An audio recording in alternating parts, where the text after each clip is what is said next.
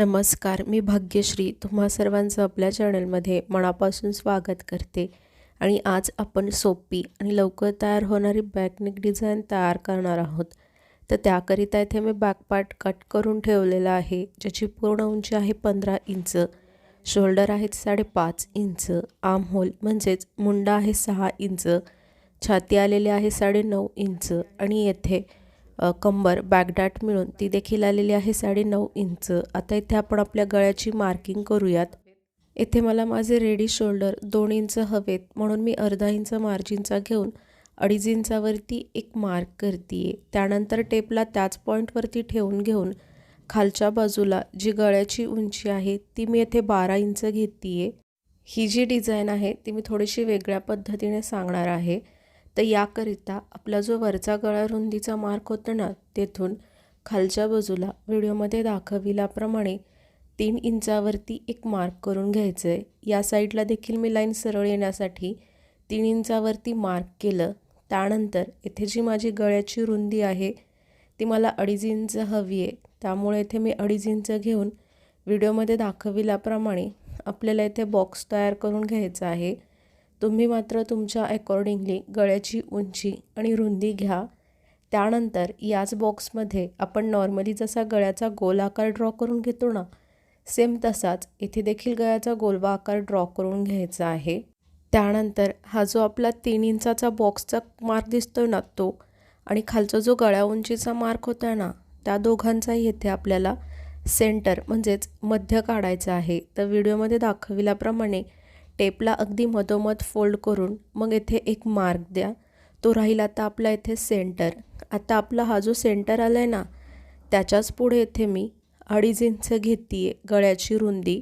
इथे बघा, आपण नॉर्मली जशी खालच्या साईडला गळ्याची रुंदी 2.5 इंच घेऊन मग एक बॉक्स तयार करतो आणि मग डिझाईनचा आकार ड्रॉ करून घेतो, सेम त्याच पद्धतीने इथे देखील मी ड्रॉ केलं असतं. पण इथे मला तुम्हाला एक गोष्ट सांगायची होती की येथे मी 2.5 इंच घेतलेला आहे. जर तुम्हाला हवं असेल, म्हणजेच तुम्हाला गळा किती स्प्रेड झालेला हवा आहे यानुसार तुमचं हे अंतर येईल. मग जर हे तुमचं कमी असेल किंवा जास्त घ्यायचं असेल तर हे ते मी 2.5 इंच घेतलं आहे, तर तुम्ही त्याला जास्त किंवा कमी करू शकता, तेही त्याच्या मध्यावरनंच. त्याच्या मध्यभागावरनं का करायचं होतं, कारण की या डिझाईनचा तुम्ही खालचा आणि वरचा आकार बघा पाकळीसारखा आहे आणि मध्यभागाचा जो दिसतोय तो स्प्रेड केलेला मोठा आकार आहे. त्यामुळे अशी डिझाईन ड्रॉ करत असताना नेहमी तुम्हाला त्याचा मध्य काढून मगच असा अर्धगोल आकार ड्रॉ करून घ्यायचा आहे, पाकळीसारखा आकार. इथे व्हिडिओमध्ये दाखविल्याप्रमाणे तुम्हाला देखील गळ्याचा आकार ड्रॉ करून घ्यायचा आहे. त्यानंतर येथे मी अस्तर आणि मेन फॅब्रिक घेऊन दोघांनाही अशा पद्धतीने राईट साईडवर राईट साईड म्हणजेच बरोबरीच्या बाजूवर बरोबरीची बाजू ठेवून घेतलेली आहे. आता इथे आपल्याला काय करायचं आहे, व्हिडिओमध्ये दाखविल्याप्रमाणे जसा आपला गळ्याचा आकार दिसतोय ना, त्याच आकाराला अगदी व्यवस्थितरित्या स्टिच करून घ्यायचं आहे. इथे जर तुम्ही व्हिडिओ काळजीपूर्वक पाहत असाल तर तुमच्या एक गोष्ट लक्षात येईल की मी आपण हा जो गळ्याचा आकार ड्रॉ केला होता ना, त्याच्या मध्यभागावरती त्याला बॉल पॉईंट पिन्स लावून पिन्सने सिक्युअर करून घेतलेला आहे, जेणेकरून आपण जेव्हा हा आपला गळ्याचा आकार स्टिच करू तेव्हा आपलं फॅब्रिक इकडे तिकडे हलणार नाही आणि आपण जसा गळ्याचा आकार ड्रॉ केला आहे अगदी सेम तसाच आकार स्टिच केला जाईल. इथे तुम्हाला जास्तीचं काहीच करायचं नाही आहे. आपण जसा गळ्याचा आकार ड्रॉ करून घेतला आहे सेम त्याच आकारावरती संपूर्ण गळ्याला आपल्याला इथे स्टिचिंग कंप्लीट करून घ्यायची आहे. त्यानंतर येथे संपूर्ण गळ्याच्या आतील बाजूस व्हिडिओमध्ये दाखविल्याप्रमाणे तुम्हाला थोडंसं कापड ठेवून संपूर्ण गळ्याची कटिंग अगदी व्यवस्थितरित्या कंप्लीट करून घ्यायची आहे. त्यानंतर येथे आपण हे जे एक्स्ट्राचं कापड सोडलं होतं ना, म्हणजेच जास्तीचं कापड, त्या कापडावरती व्हिडिओमध्ये दाखविल्याप्रमाणे अगदी व्यवस्थितरित्या संपूर्ण गळ्यावर छोटे छोटे कट्स देऊन घ्यायचे आहेत. त्यानंतर हे जे आपलं अस्तर दिसतंय ना, त्याला आतील बाजूस म्हणजेच रॉंग साईडला व्हिडिओमध्ये दाखविल्याप्रमाणे व्यवस्थितरित्या पलटी करून घ्यायचं आहे. येथे मी तुम्हाला सांगितल्याप्रमाणेच अस्तरला आतील बाजूस म्हणजेच रॉंग साईडला पलटी करून घेतलेला आहे. त्यानंतर आता इथे तुम्हाला व्हिडिओमध्ये दाखविल्याप्रमाणे संपूर्ण गळ्यावरती टॉप स्टिच देऊन घ्यायचं आहे. म्हणजेच येथे तुम्हाला जास्ती काहीच करायचं नाही आहे. व्हिडिओमध्ये दाखविल्याप्रमाणे अगदी जसा आपण गळ्याचा आकार स्टिच केला होता ना, पुन्हा आपल्याला त्याच गळ्याच्या आकारावरती जसा आपला गळ्याचा आकार फिरतोय त्याच आकाराला अगदी व्यवस्थितरित्या स्टिच करून घ्यायचा आहे. त्यानंतर हा जो आहे तो फॅब्रिक ग्लू आहे आणि त्याला व्हिडिओमध्ये दाखविल्याप्रमाणे अस्तरच्या चारही बाजूला अगदी व्यवस्थितरित्या लावून घेऊन मग जे हे अस्तर दिसतंय ना ते मेन फॅब्रिकवरती स्टिक करून घ्यायचं आहे. तुम्ही येथे ही पद्धत न वापरता नॉर्मली आपण ज्या पद्धतीने अस्तर आणि मेन फॅब्रिक चारही बाजूने एकमेकांना स्टिच करून घेतो ना, ती देखील येथे तुम्ही पद्धत वापरू शकता.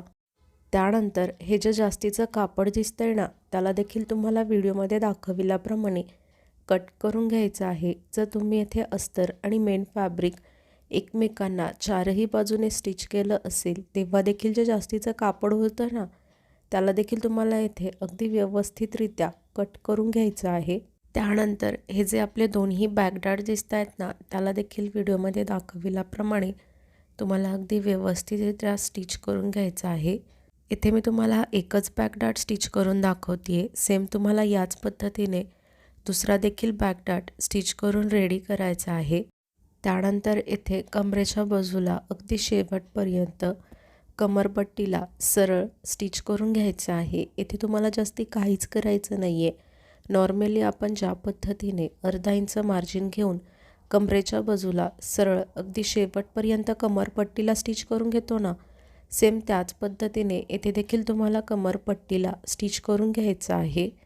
त्यानंतर येथे मी ब्लू कलरची ही लेस घेतलेली आहे आणि तिला स्टिच करत असताना आपल्याला वरच्या बाजूला न ठेवता व्हिडिओमध्ये दाखविल्याप्रमाणे आपण हा जो गळ्याचा आकार कट केला होता ना, म्हणजेच स्टिच करून रेडी केलेला आहे, अगदी बरोबर त्याच्या खालच्या बाजूला ठेवून घेऊन संपूर्ण गळ्याभोवती म्हणजेच जसा आपला गळ्याचा आकार फिरतोय त्याच आकाराच्या खालच्या बाजूला या लेसला ठेवून घेऊन मग स्टिच करून घ्यायचं आहे.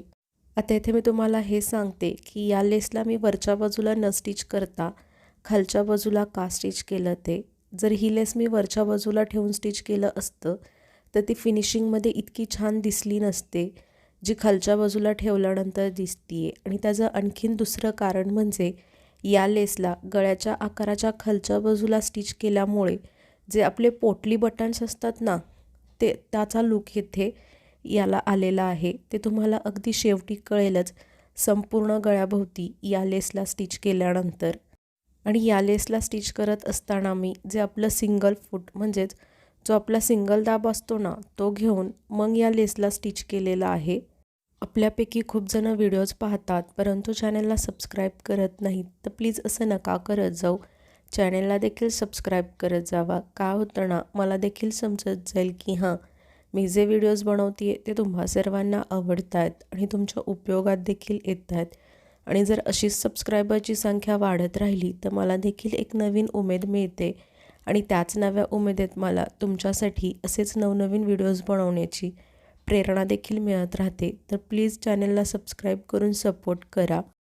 त्यानंतर आता इथे आपण लटकन तयार करणार आहोत. तर इथे मी 3 बाय 3 म्हणजेच 3 इंच रुंदीचा आणि 3 इंच लांबीचे असे 4 चौकोन तयार केलेले आहेत कट करून.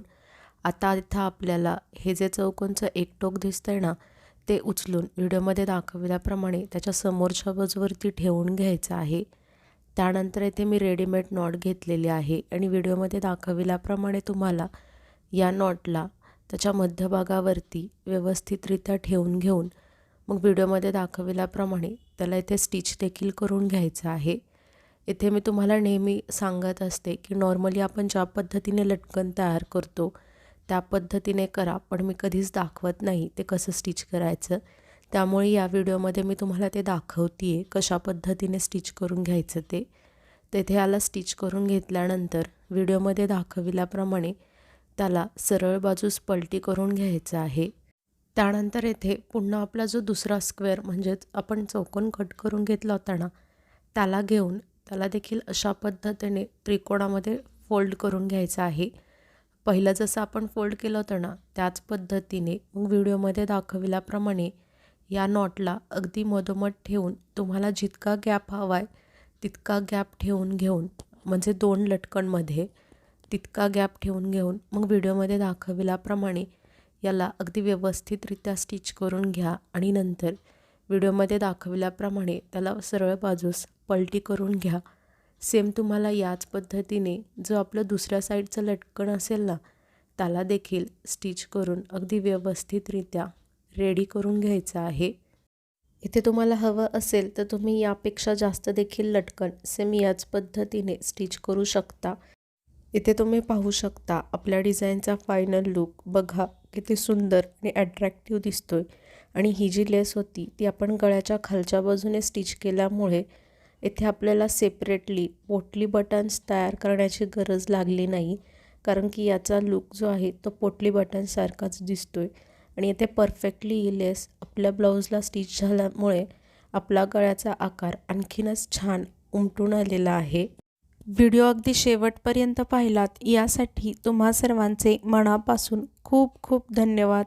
तुम्ही चॅनलला आणखीन सबस्क्राईब नसेल केलं तर प्लीज चॅनलला सबस्क्राईब करून सपोर्ट करा.